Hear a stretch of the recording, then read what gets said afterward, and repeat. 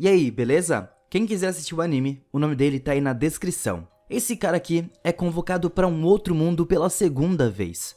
O Yuki é um estudante simples, aproveitando o dia chato na escola, quando a sua amiga Yuri perguntou o que ele estava olhando. Ele tenta lembrar a ela que ela não deve interagir com ele porque as pessoas vão começar a falar mal deles. Mas ela não se importa, eles são apenas amigos de infância. Ela percebeu como ele deixou o cabelo crescer e pergunta se ele quer que ela corte de novo. O Yuki finalmente se abre um pouco mais com ela e sorri. Então, ele permite que ela faça isso, afirmando que ela não muda. Ela sorri para ele, feliz por ele ter aceitado, e diz que sempre serão amigos. O Yuki estava olhando para fora e pensa em como estaria o outro mundo. Nesse mesmo momento, todos olham para janelas escuras e um círculo aparece no meio da sala. Todos começam a entrar em pânico, exceto o Yuki, que parece entender o que está acontecendo. Segundos depois, todos da sua classe abrem os olhos e conseguem ver que eles estavam em um terreno aberto, não tinha nada. O Yuki olha em volta e fica muito empolgado porque sabe exatamente onde ele está. Nessa hora, a atenção de todo mundo muda quando um barulho próximo acontece. De repente, os alunos conseguem ver os soldados Kentek caminhando na direção deles. Eles aumentam o ritmo, fazendo os alunos fugirem devido ao pânico, exceto o Yuki. Ele fica parado ali porque já sabe do poder mágico que tem. Não querendo ver seu amigo de infância se machucar, a Yuri rapidamente se apega a ele.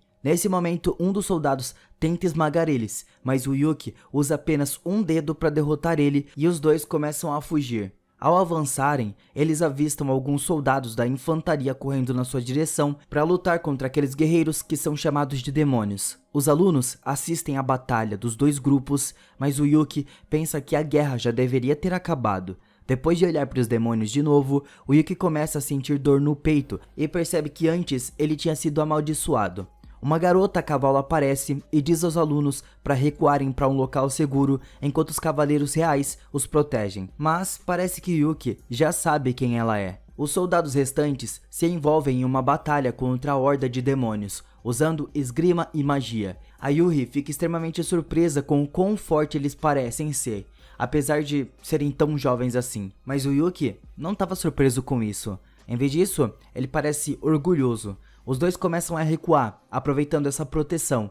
Depois de serem levados para o castelo, o rei de Destinia e sua filha Margaret agradecem aos heróis por terem vindo ajudar eles. Ele explica que o seu reino estava sendo invadido por demônios e, assim como 5 anos atrás, um grupo de heróis foi convocado para o seu mundo. Mas os alunos estavam confusos e incapazes de compreender a situação. A Margaret explica em detalhes que 5 anos atrás, um herói foi convocado para o mundo deles e derrotou os demônios e trouxe a paz a eles. Mas de repente, esse mesmo herói desapareceu misteriosamente. O rei pediu urgentemente aos heróis que colocassem um fim a essa guerra em andamento entre demônios e parentes das feras, implorando por sua ajuda. Cada aluno foi forçado a aprender a treinar sua esgrima com o Glenn e a magia com a Elka. No entanto, o Yuki pretendia evitar todo o trabalho duro e simplesmente aproveitar o passeio. A Elka notou que o Yuki estava relaxando durante o treinamento e o questionou. Ela primeiro elogia sua compostura e calma nesse mundo estranho, mas depois menciona que seu egoísmo estava em par com o antigo herói. Ela disse a ele para voltar a treinar, mas ele simplesmente zombou dela. Então ela decidiu lhe dar uma lição. Mas ele acaba dando um tapa nela depois de se esquivar do seu ataque. Ao sentir as mãos batendo nela, seu coração disparou. O Yuki é o ex-herói e ela soube que era ele imediatamente pela maneira como ele a tratou. Ela não pode deixar de expressar o quão solitária se sentiu depois que ele partiu. O Yuki se desculpou e garantiu a ela que ele voltou para sempre. Enquanto ele usava ela como cadeira, o Glenn apareceu para saber o que estava acontecendo. Mas eles o informam e ele percebe que a Elka não agiria assim se essa pessoa não fosse o antigo herói. Eles rapidamente informam a sua outra amiga Tia, mas ela também não ficou surpresa, ela já sabia de tudo. Ela sentiu o poder mágico do Yuki apesar da sua nova aparência. O Yuki menciona que uma vez prometeu que voltaria e agora ele cumpriu. Seus 3 companheiros ficam inicialmente surpresos, mas depois o recebem de volta em casa com um sorriso caloroso no rosto. O Yuki pensa em como ele poderia ter morrido durante o tempo em que ele estava no outro mundo e rapidamente muda sua expressão. Ele estava se perguntando por que os demônios estavam atacando de novo. E o grupo rapidamente lê a sua mente e revela que tem algumas perguntas para ele. Eles perguntam como ele conseguiu voltar a esse mundo e por que ele se parece com outra pessoa. Eles explicam que, do ponto de vista deles, ele simplesmente desapareceu após a sua última batalha, mas o Yuki não entende porque ele foi enviado de volta ao seu mundo. Segundo ele lutava contra o próprio companheiro e ambos sofreram alguns golpes e ferimentos. Mas quando o Yuki conseguiu acertar o ombro do Toma, uma bola mágica começou a se expandir lentamente e ele renasceu no mundo original dele. Ele manteve todas as suas memórias e poder mágico e de alguma forma foi convocado mais uma vez para esse mundo. A tia também não entende como isso aconteceu, e a Elka menciona o que a princesa contou anteriormente. Essa última convocação não é coincidência, mas o Yuki não quer se preocupar com isso agora. Ele quer saber o que aconteceu com o Toma, depois de receber seu último golpe. Ele menciona que, se o Toma estiver vivo, provavelmente é ele quem está por trás da recente invasão demoníaca. A tia pergunta se o demônio estava sendo controlado por alguma maldição. O poder do Toma, e o Yuki confirma mencionando o poder que sentiu do demônio alguns dias atrás. Então a única explicação é que o Toma está por trás de tudo isso. A Elka explica que eles também procuraram pelo Toma, assim como fizeram com o Yuki, mas também não encontraram nada. Então, como eles sabem que o Yuki estava vivo, eles também acreditam que o Toma está. Um soldado os interrompe apressadamente, alegando que o rei solicitou o Glenn com urgência. Quando Glenn sai, o Yuki menciona que seu companheiro estava trabalhando muito, e a Elka menciona que o Yuki é quem originalmente teria aquele trabalho. Mas o Yuki diz que ele não queria isso, seu plano era simplesmente viajar por todo o mundo após a batalha. Mas acabou nessa situação. Enquanto observa a paisagem, o Yuki começa a perguntar o que o Toma estava planejando. Dentro do castelo, o rei reclama porque nunca deveria ter aceitado um tratado de paz 5 anos atrás, e decide declarar uma guerra total contra os demônios. Mas o Glenn tenta atrasar um pouco as coisas, porque seu emissário não voltou com a notícia depois de ser enviado ao continente demoníaco.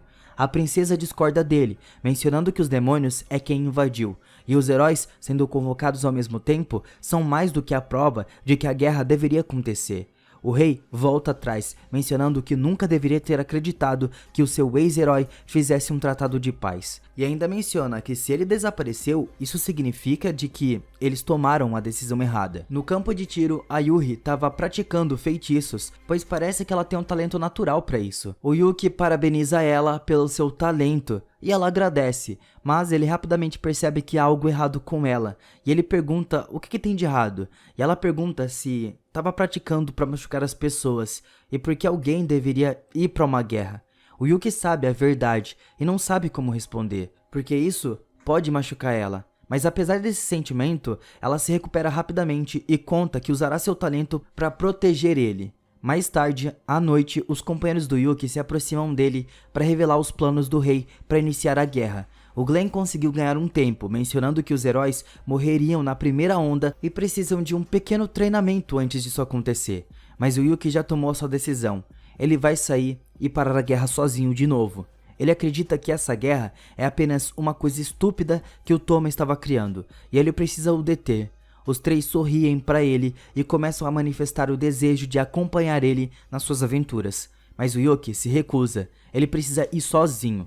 Além disso, eles não podem deixar o castelo e os alunos sozinhos. Ele também menciona que se o Toma é quem está instigando a guerra, então alguém precisa ficar no castelo, porque com certeza ele irá atacar. E isso é motivo mais do que suficiente para eles ficarem e ajudarem o reino. Mas antes de partir, o Yuki precisa de uma coisa: a sua arma. O grupo usa a magia de invisibilidade para se esgueirar pelo depósito do castelo.